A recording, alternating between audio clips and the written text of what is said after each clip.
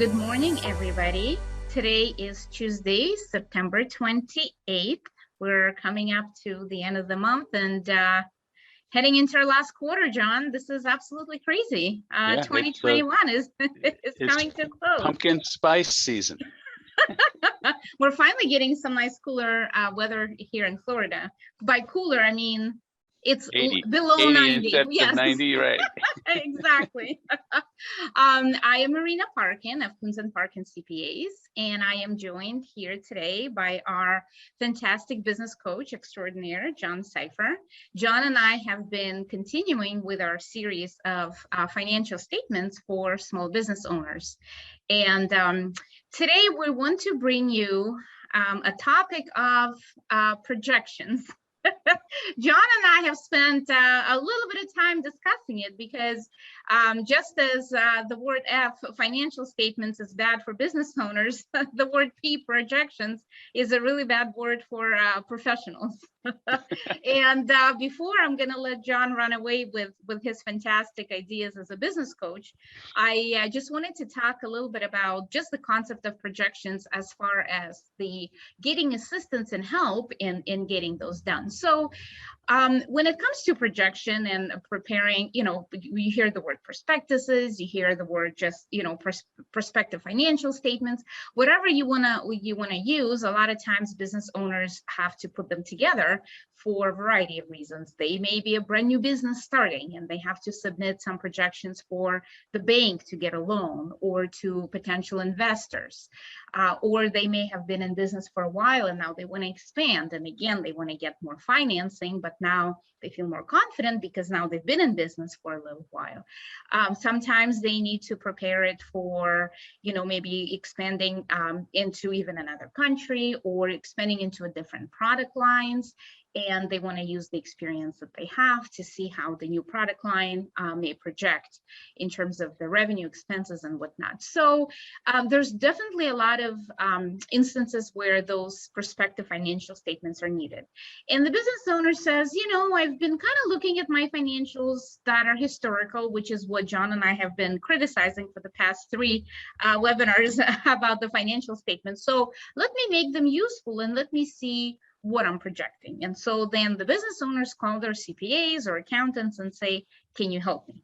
And this is where the big stumbling block comes in, because the CPA says, whoa. We have absolutely no basis to be able to help you with this because of potential liability.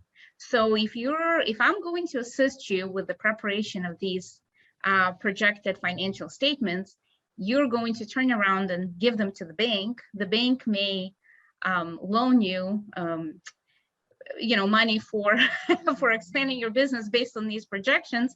Then the business flops in 6 months or a year, and then the bank is coming after me, the CPA, and says, well, you have put your name on here, and but now we're coming after you because now we cannot collect your money. So that is always a huge fear as far as the professional is concerned. Even we're not really getting into audit, we're not getting into review, we're not getting into what we call certified financial statements.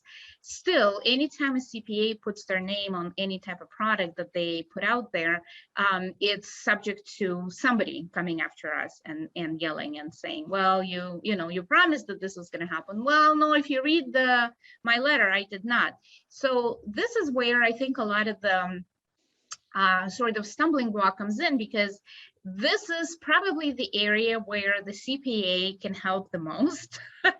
And this is the area that the CPA is afraid of the most at the same time.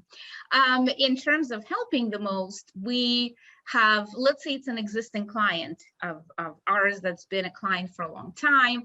We've worked with them for years and we know their business inside and out. We do their tax return, we do their planning, we do we answer the owner's questions throughout the year. year. And so we are probably the most qualified in terms of we know what's inside owners' head often on what they're planning on doing. And we see that all the things that they've started, they were successful and stuff like that.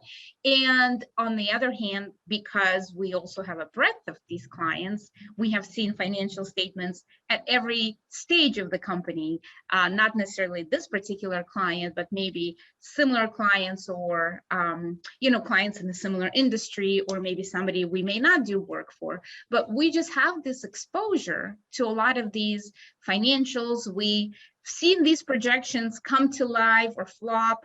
We kind of understand some of those risk factors and understand where the pitfalls may be. So we probably have, as CPAs in general, the most amount of experience to help you, but it's this sort of fear of being chased after by that third-party user of these projections that stops us from really being available to you as a really good resource. So that's just something, and this is why when you talk to your CPA and the CPA starts saying, I don't know, this is really the reason why this is happening. Now, what can the CPAs help with in terms of this projection? We can sort of help you think about things. So if you're starting to say, I'm going to project these financials in the next 5 years, and I anticipate a 20% growth over the next 5 years annually, we can look back and say, okay, well, let us look at the history and look at what you've done in the past 10 years. Did you experience this growth? Did you, have certain years where things were not going so well? So what we can really help with is the kind of bouncing back some of these assumptions that you're going to use to prepare the projections, and then just say, hey, I just need another sort of set of eyes on this. But really, I think that is really the valuable contribution as far as the CPA side goes. And there's definitely firms, larger accounting firms that do audit and assurance work, that do some certification work on projections. A lot of times it's mostly fitting for those big companies that have big projections, big projects. They're already getting audited on their historical statements. The same CPA firm, large firm can help, or audit firm can help them with projection. But you don't want to spend, 20, 30, 40 grand to get your projected financial statements if all you really need is maybe $1 million to, open up another location. So it's, you're looking at that cost and benefit. But I would say if you are looking to have the projection done and you need somebody's help, still reach out to your CPA and see to what extent they're able to help you, or even just kind of bounce those ideas. Just think of them more like a coach or a trusted advisor, or someone who has seen, or kind of a good financial friend who's seen your stuff in and out over the past several years, and then they can help with that. So that's kind of a word of warning. Where we really do like to help on the projection and the prospective stuff is on the tax. And so I wanted to take a few minutes to talk about the tax projection. This is where we really feel pretty comfortable. And in fact, tax projection is one of my favorite things to do, because I really don't need to be exact when I do a projection. I just want to say, well, you're going to owe about $50,000 in tax.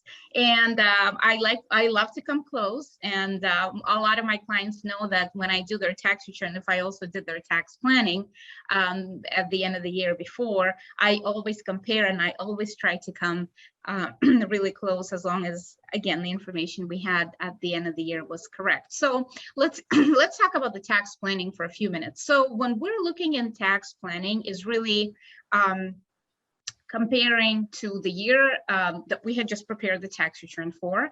And again, looking at the assumptions that we're going to use to prepare a sort of a fake tax return with new numbers in mind, numbers reflecting what you think is going to happen for the current year, where you think the year is going to end. We like to do tax projections really depending on the type of client. Sometimes it's once a year is enough. Some of my clients like to meet in the summer and then also in the fall. For example, my realtor clients, they have no idea in May how they're going to end the year because it depends on the closings and such. But I have clients that are pretty consistent in earning their revenue, or they already know their seasonality, so they know to expect the fall to look different. So even if we meet with them in the summer when it's slower time for them, if we're able to extrapolate the revenue for the year, we're able to come up with a reasonable basis for that tax projected calculation. So what we do when we do the tax projection is we basically take a tax return for the year that we had just prepared, and then we do another version of that tax return with the assumptions in mind. And those are your projected revenue and also projected expenses. And oftentimes people like to get very technical and say, well, you know, I hired another assistant, but I only pay them $2,000 a month, and so it's going to be another 10. That may be a little too granular, or you may just say, you know, my expenses are going to go up by 20%. Great. So that's more of the high level. We work with each client based on sort of what they're looking for. If they're, again, looking for a big high level type of tax, like, am I looking at 100,000? Am I looking at 70,000? Or somebody wants to know, I really want to come close because I really don't want surprises, and their tolerance for surprises within $2,000. So depending on the client, and by now I already know my usual suspects, we either get a little bit more granular or we take a little bit more of that high level approach to tax projection. So we essentially work through the revenue side, we'll work through the expense side, and then we prepare that second version of the tax return and calculate what the tax is going to look like. So that becomes step one. Step two is the planning part, which then says, if our tax this year that we're projecting is going to look like this, what else do we want to do to mitigate the tax impact? Or I am thinking of also doing that. How is this going to impact me? I'm willing to maybe pay more tax if I do this. Is that okay? We also look at things like, is this a good year to, generate some capital gains and sell some stuff to put them into this year? Should we do Roth conversion? Should we buy another car for your business and take a write-off?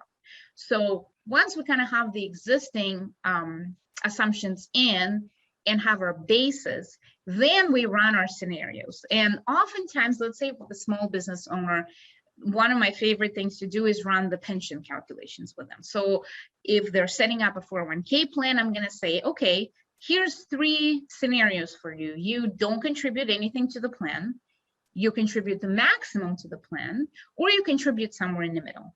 What do you think? Because visually, if I show them the difference in tax that contribution makes, that's what really triggers them to make a decision. All they hear about, you should contribute to your 401k, or you should buy a car, or you can write off 100% of your truck, things like that. But if you don't see the number, the difference that it makes on your bottom line when you go to pay the tax, it's really difficult to make that decision. And, oftentimes my more sophisticated clients are able to say, hey, I think I'm going to end up with a roughly about 20% tax bracket. So if I buy a $100,000 car and I write it off right away, there's 20 grand in savings, and they're happy with that. Some of my clients kind of need to see these scenarios, and for me to say, if we do this, the tax impact is that. If we do this, the tax impact is this. So it's kind of doing those projected tax calculations. So my clients love it. Sometimes they don't want to do anything different. All they want is a calculation done, and they're just happy as can be. But I definitely encourage everybody. And I have to tell you, John, last year, I always tell my business clients, please come for tax planning, please come for tax planning. Last year, when everybody was closed at the beginning of the year or in the spring, and then people started coming back, and then all of a sudden, a lot of businesses were making money. I have done probably the most number of tax plans at the end of 2020, as I've done probably in my whole entire career, because people were just freaking out and they didn't really understand, because it's not, they knew they were making more money, but the other thing that they really needed my help with is, sure, I make more money, does that now push me into that next tax bracket? And then what can I do to kind of mitigate that impact? Because that's the other part in the tax projection is, depending on where you think you're going to end this year, your effective tax rate may be quite different from last year. So even though you may jump up a bracket, your effective tax rate may not be that different, but you still want to say, oh, you know what, I've doubled my income. Does that mean I'm going to double my tax? Well, not necessarily double, but it's going to go up. So maybe now you're jumping from paying tax at 20% to paying tax at 23%, things like that. So the projections are fluid, the different scenarios. We love doing them. Our clients love it. They're prepared. They're, they at least may not have write a check to IRS right on the spot, but they're definitely trying to put some money aside for it, so that when we get to the real tax return, it's not a big surprise. So that's really where I think, for me, when I hear, projection or plan, I immediately think tax, and I immediately say, okay, let's go, because this is the part that I really feel is the most valuable service to my clients, really. So with that, John, I'm going to hand it to you. So maybe you can, from kind of more of the business angle, without having so much fear of signing off on these things, talk about how really business owners can get into these projected financial statements. Sure. Thanks a lot. I just want to mention my camera seems to be flickering a little bit, and I thought I had that fixed, but it seems to have just come back today. So I apologize for that. And you brought up something really interesting. About 30 years ago, I did not have somebody to do my tax planning. And one of the businesses that I was involved in just really blew up, and we ended up owing about $80,000 more in taxes than we had projected. And oops, I would have liked to know that. Yeah, so, so let me share my screen here. And as Marina said, this is the third in our series, the F word for business owners. And there really is a difference between accounting and finance. And the difference is really that the accounting looks backwards and the finance tries to look forward. And as these two pictures indicate, accounting is much more buttoned up. Things go in the right places, and it's great for taxes. It's great for comparing one company to another. But finance is about what's going to happen in the future. And CPAs are if not a state licensed, at least a state regulated entity. So that's why Marina said they're reluctant to put their name on things without doing the due diligence of showing that, doing an audit or doing at least a review to prove that the numbers you give them are what are actually true. And in most cases, for smaller companies, it's not really worth paying for that. So that's why the tax projection is certainly within their wheelhouse, but some of the others are not. And a CFO, which is usually something that a small company doesn't have on staff, will take those numbers and take the other things that are going on in the business and make projections in the future. One of the things you can do when your company gets big enough is hire a part-time CFO. There's a lot of CFOs that work, it's called a fractional CFO, and they'll work a few days, a month, or whatever you need to put those kinds of forecasts together. They are also, as far as I know, not state regulated at all the way CPAs are. So it's not the same. But I do want to bring up this quote, that projection is very difficult, especially if it's about the future. And I had heard this quote before, but I didn't know where it was from. So as I Googled it, it was either said by Niels Bohr, who was a famous physicist, or Yogi Berra, who is a famous baseball player, or Mark Twain, who is a famous writer. And so if it was said by all those guys, it has to be true, right? Except that Abraham Lincoln said, you can't ever trust what you read on the internet. So I'm not really sure, but it's a good statement. And the reason that predictions is tough is because you have to make assumptions. And we all know when you make an assumption, it makes an ass out of you and me. But the way to not do that is to be very clear about what your assumptions are. And so if you project 20% revenue increase, why do you project that? What is going to happen to make that come true? Or if your expenses are going up by X, what is going to make that happen? Well, I'm going to hire a new person and their salary is going to be Y. And well, then it turns out their salary isn't Y, or you don't hire them as soon as you thought, or somebody's working overtime. And so when you have those assumptions really spelled out, it's much easier to go back throughout the year and adjust those assumptions to what's really going on. And as we've said before, in the past, there's 4 reasons to spend money in a company. Now, typical financial statements tell you what you spent it on, but aren't always broken down to these reasons. And the COGS, as we said, is why you provide value to customers. The CAC is your customer acquisition costs. This is your sales and marketing that brings in customers. Operations is keeping the lights on, and payback is really, it's growth. It's paying back previous loans or investors who helped you get going, etc.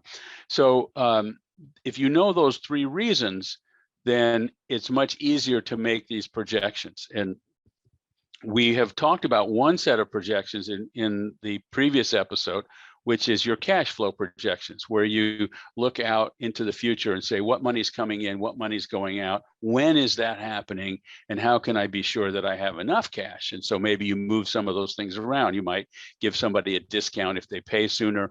You might try to say, well, I can't pay this person yet, etc.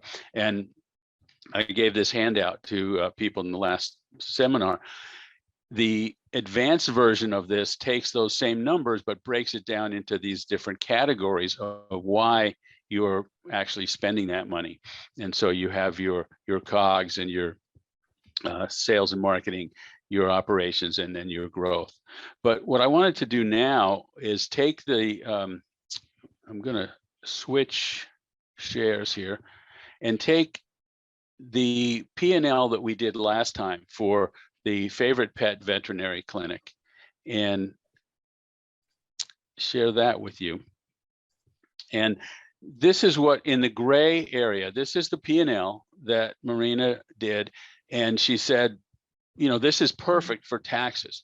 What it's not perfect for is breaking out the reasons that your business is spending money. And so what she did last time was move some of these items into these different categories of your cost of goods, your sales and marketing CAC expenses, your operations, and your loan payback. And some of these are divided. So like here's one, advertising and marketing, that's entirely CAC. It's entirely cost of customer acquisition. Whereas health insurance is a little bit of COGS because some of your employees do COGS work and some of them do operations. So that's split that way. What I did was I took this and I rearranged the chart of accounts so that you see when a typical chart of accounts has a subtotal right here for the cost of goods. And then you get a net taking the subtotal from the revenue and subtracting it, and you get gross profit. Well, you can do that if your chart of accounts is set up properly in other categories as well. And I did that over here. And so what we've got here is the same numbers, but we've got the total income. And then I just put, well, almost 90% of that comes from services and 11% of that comes from products. And then I grouped all the other categories, all the other expenses into cost of goods. And I specifically grouped them, separated them from product or product and wages and labor that's involved in your cost of goods. And the reason I did that is because going forward, if you want to change these numbers, then you will change what you buy in a different way than you will change your labor costs. So if you're buying stuff, you would have a different negotiation with your vendors. If your cost of goods is mostly wages, then to reduce that, you would want to make them more efficient. One of the ways I like to think about cost of goods is any expense that if you were to double your revenue tomorrow, what expenses would double? Some would, some wouldn't. Your rent wouldn't go up tomorrow. Your some of the other fees would not, but some of them would. And those are the ones that are cost of goods. If that doesn't quite make enough sense, do it 10 times. What if your revenue went up by 10? What expenses would go up by a factor of 10? Those are all part of your cost of goods. And what we have here is laboratory fees, outsourced services, medicine supplies. Merchant services fees is definitely a cost of goods. It's usually around 3% because it's the credit card charge. And if you triple or go up by a factor of 10 your revenue, you're going to have 10 times more merchant fees. What's missing from here, I noticed, was the cost of these products.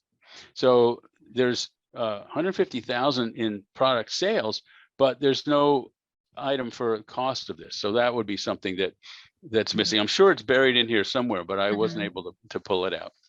Yeah, you're right, John. I think that even if we look at that big line called medicine and supplies, you don't really know if that's where I would imagine this. That's probably where it is. But because it's also supplies that you use in providing the service, not necessarily supplies or things that you are selling. So that's exactly why that's not clear in this particular instance, but you're on the money, exactly right. And so one of the things that's important to projecting into the future is what would happen if I raise my prices on these products? How would that affect the bottom line? Or if that's a really good number, the cost of those is small compared to the profit, then maybe I should try to get my people to sell more of them. And that kind of thing. And those are the questions that you can answer. What you end up with is a total cost of goods of around of $669,700, and you subtract that from your total income, and you get your gross profit. And gross profit as a dollar amount is what is used to pay for all these other expenses below this, and that's why the arrow is there. But as a percentage, this is a percentage of sales. It's about 50% of sales. And that tells you a lot of really interesting things. One is, what if I raise my prices by 5%? Well, the revenue would go up. The cost of goods would also go up. No, if you just raise your prices, your cost of goods would not go up. This would go up, and you'd have more coming out of the bottom line. Obviously, if you raise your price too much, you're going to lose some customers. But here's a thought experiment. I wouldn't recommend doing it this blatantly. But if you were to double your revenue and lose half your customers, if you were to double your price and lose half your customers, your revenue would stay the same. But your cost of goods relative to that would not, because you'd only have half the customers. So you would pay less percentage-wise in cost of goods, and you'd actually be more profitable. Now, I don't recommend doing it that way, and I don't suspect those numbers would even out that way, but that's a way to think about it. There's a fallacy that a lot of small business owners have, is that if I lower my price, I'll sell more. And sometimes that's not true. In fact, a lot of times it's not true. And even if it is true, it's harder to make money that way, because you're going to lower your price, the revenue is going to be lower, but your cost of goods as a percentage is not. And so you're going to end up, or the percentage is actually going to go higher, because you're still going to have to pay these people to do that extra work. The next color is for customer acquisition costs. And in this case, if you total up the advertising, marketing, the time that the owner spent on marketing and sales, the payroll for the marketing and salesperson, and the website expense, you get $82,000 that this business owner is spending on marketing and sales. And I said, if they got 10 new customers a month, which is 120 new customers a year, it costs them $683 per customer. Now, that may be good, that may not. In a veterinary business, my suspicion is that most customers stay for a while. Obviously, some move, some pets pass away, whatever. But this is a sticky, as it's called, a sticky business. So people generally don't change vets the way they might change, where you shop for groceries or something like that. So paying almost $700 for a new customer might be worth it. The first time I did this, analysis to one of my companies, I was blown away because I was actually, I tend to be a cheapskate. And so I was not spending nearly as much on marketing as I could have been. And when I realized the value of a customer over the lifetime of that customer, I was like, wow, I could spend a lot more and it would be worth it to get a lot more. On the other hand, this person may not be getting 10 new customers a month. And so they might be spending a lot more. And some of this might be wasted time or wasted money. The other way to think about this is, and this depends on the kind of business that you have, some businesses need to market just to stay afloat. Grocery stores are an example of this. If they're sending out specials all the time, because you have a choice usually in most cities, most towns, where you're going to shop, and you're going to shop where you get the best deal. So they have to do a fair amount of advertising just to keep their customer base the way where it is. Other companies don't have to do as much. And so there's a difference between how much advertising, marketing, customer acquisition you're spending in what I call maintenance mode and how much you want to spend for growth. If you bring on a new person, you now have more capacity, you bring on a new machine to make widgets or something. Now you want to really ramp up the marketing and sales to get new customers. So those are all things that you can think about. And I suggest having your accountant or your bookkeeper organize your chart of accounts so that you get a subtotal here for cost of goods, but you also get another one here for all your sales and marketing costs. And again, the money that's left over after you subtract this, in this case, is almost $600,000. That goes to paying all these other fixed costs. These are the costs that don't change as you grow your business. And then we have, you subtract that out and you get operating income. And then they subtracted interest, which is a payback for a loan that they got to grow. And that ends up with the net profit of this. So if you can do this in your chart of accounts, rather, it will make your profit and loss income statement much more valuable to you. On the other hand, it may be a little complex to do it entirely in your accounting.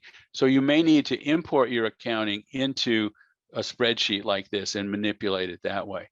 One of the things I would do in this company, for example, in the spreadsheet, is I would actually make another column here for product sales and separate that from the services so that you can see how much of this gross profit comes from product sales and how much comes from services, because you manage those services different and you manage your capacity different.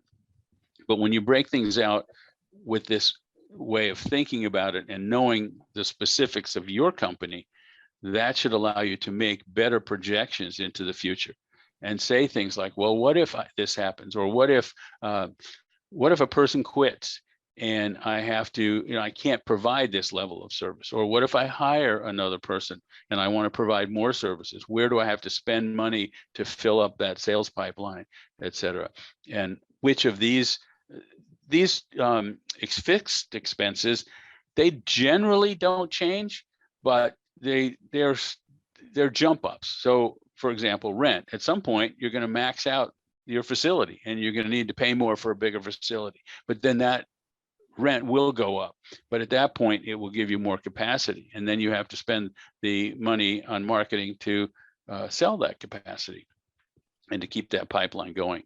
And this gives you a better way to do those kinds of analysis. This gross margin, I think, is the most important number of any company, to say how is your revenue related to gross profit and how does that relate to the rest of the company. So that's how I look at this. And like I said, what I initially do is try to take these numbers that we did last time in this category, redo the chart of accounts so that it has more subtotals in it, and then use that to make my projections with it.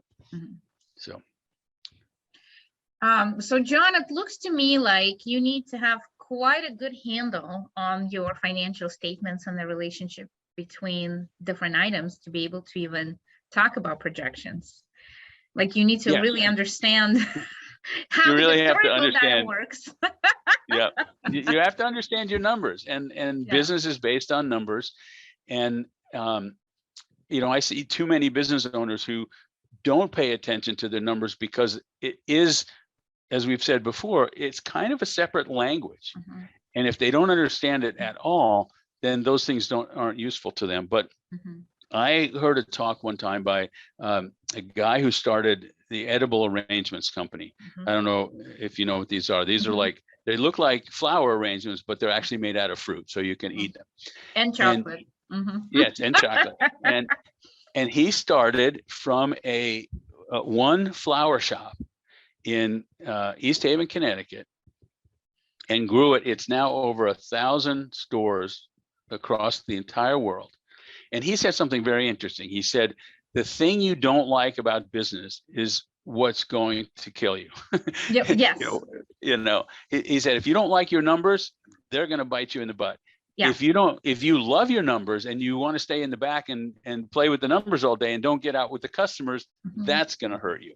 So if you don't have an understanding of your numbers, you don't have to necessarily love them, but you do have to pay attention, and you should get the advice that you need from your accountant, from your bookkeeper, from your CFO, and really get into it. You don't have to know them at the same level that a CPA knows them, but you have to know them enough to how they relate to your business decisions. Well, and I think a lot of the small business owners, they operate on this intuition. Like, if you know, we always, even Joanne always kind of says, hey, you know what, if you put a gun to my head, I would say it was 3 appointments, or I would say it was 5 phone calls, or I would say it was 90% of these appointments that, you know, it's, yes, intuitively you have a good handle, but I think that if you, which again comes from experience and being around it and seeing it and having your hand on the pulse, but that intuition still is not going to be enough for you to really do a good plan or projection, because if you don't understand a little bit more in the relationship of the expenses to revenue and really understand the why you're incurring these expenses, then that really, then you're, you know, and if you intuitively know you're making a mistake, you're just going to keep doing it. You know, if you're really, and sometimes we say what may be a great idea and you say, how can this go wrong? For example, we're going to go and chase after this type of client, and you're going to say, well, there's all these reasons why this is a perfect client for me. And then unless you look at the numbers and you say, you know, it's costing me more to get this client than the revenue that I'm producing. So there's something that I need to do. Either this is not a good client for me, I'm not charging enough for the services, or maybe, you know, it's costing me too much to get them. So maybe where can I cut those costs? So it's you're looking at every equation piece in that relationship. Yeah. And one of the places that intuition breaks down is when your company's growing, which is what you want it to do. So I worked with a client once at a machine shop, but they call it advanced manufacturing. He had parts on Mars and in submarines and stuff like that. And he had about 50, 60 employees. And he said, you know, I walk in the back and I just hear the machines humming and I kind of know how it's doing. I said, well, that's great, except you told me your goal was to double the size of your company. And that hum is going to be different as things grow. You know, or it's not going to be twice as louder. Right. And the other example I use is, let's say you as a CEO or the owner, you handle every complaint because you think you should, and you should. There's a certain learning from that, et cetera. And so all of a sudden you feel like, you know, I'm getting a lot more complaints than I used to. Well, maybe you go from 2 a week to 3 a week, and you go, yeah, it's bugging me. We're getting more complaints. But if your sales has gone up 4 times and you've only added 1 more complaint, that's actually a good number, but your intuition isn't always the same to tell you that kind of stuff. And so particularly when you're growing, things change and you want to pay attention to these numbers.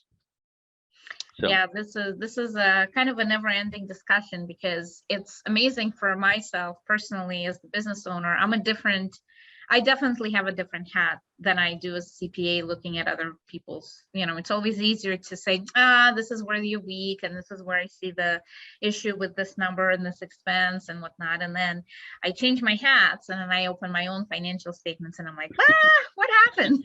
Right. I don't understand. Help me. So another advice that I often give to people who are not really steeped in the numbers is, and this I found this in my case, is that sometimes looking at a report, those numbers don't jump out at you. And that's why it's really useful to get a report and put it into a spreadsheet and actually go through and type each one in. I mean, we've got like 50 or 60 line items here. That doesn't take very long to type those in. But as you're typing them in, they will hit your brain in a different way. And you go, wait a minute, why is that so high? But I just read that number and it didn't jump out at me. But now that I'm typing it in, oh man, it pops. It works. It works, John, like nothing else, because we do that with the budget. When we kind of first develop a budget for, going into the following year, and then I go into my QuickBooks file and I actually enter every line item for the budget. And then I'm like, are you sure we need to spend this much on this thing? Right. Exactly. It hurts my finger to type this number in. I don't want to spend this money. So yeah, it's definitely quite interesting. But John, thank you so much. This is another invaluable informational piece, because everybody's struggling and everybody always has questions. So if you guys have any questions, please feel free to reach out. John's contact, we have it. Email me if you need it. It's also on John's presentation all the time. He has John helped at us. John at ceobootcamp.com, and it's the best. Yeah. We will be back next Tuesday with a topic that is HR related. So there's a legal update. HR area is always changing as well, and back to liability, there's always pitfalls for the business owner. So we're bringing you an attorney who's going to give you a bit of an HR update. That will be next Tuesday, October 5th. If you guys want to hear any specific topics, please email me or email Joanne. I'm Marina at koontzparkin.com or Joanne at koontzassociates.com. And this recording will be available on our website, on our YouTube page, and on our Facebook as well. Please tune in. We love doing these. We love bringing our clients some useful information. And John, once again, thank you so much for attending, and we will talk to you soon. Thank you for having me. Appreciate it. Thank you. Bye-bye.